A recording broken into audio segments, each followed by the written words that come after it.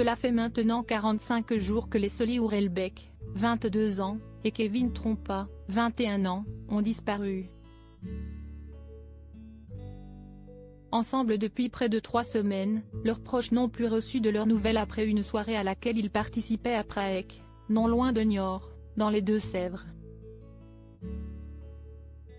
Si est dans ce climat d'inquiétude extrême que les parents de Leslie ont accepté de répondre aux sollicitations des médias et ont reçu les journalistes de France Bleu La Rochelle dans leur corps de ferme atterré, en Charente-Maritime. Son père, Patrick Hurlbeke, et sa belle-mère, Émilie Cardré, pensent conjointement à un crime vénal. On n'est pas enquêteur, on ne peut pas réellement savoir, mais en tout cas, on est quasiment persuadé maintenant que tout part de cette soirée et le fait qu'il y ait cette somme d'argent, ça rapproche nos idées d'un crime qui serait plutôt vénal.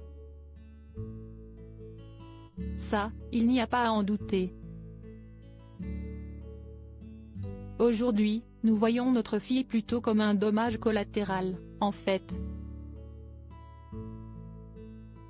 Et ça fait peur, a-t-elle révélé à nos confrères une histoire d'argent? En effet, en évoquant une somme, Émilie Cardré a fait référence aux 10 000 € en espèces que Kevin possédait au moment de la disparition des jeunes gens. Nous, tout ce qu'on savait, si est qu'il y avait une somme et que c'était pour acheter une voiture, a rapporté la belle-mère de Leslie au reporter de France Bleu. Un montant important qui vient s'ajouter au cambriolage de la maison de Karine Pratt, belle-mère de Kevin, ainsi qu'à la fracturation de la voiture de celle-ci. Des éléments non susceptibles de calmer les craintes du couple quant à la perspective de retrouver leur fille. On n'a pas beaucoup de renseignements. Plus le temps avance, plus l'espoir s'amenuise. On attend des nouvelles du juge d'instruction, pour voir si on peut avoir un peu plus de renseignements au niveau du dossier, confiait le père de la jeune femme.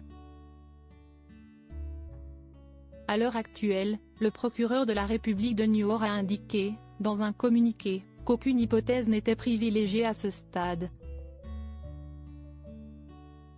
Article écrit en collaboration avec 6 médias. Crédit photo, Facebook.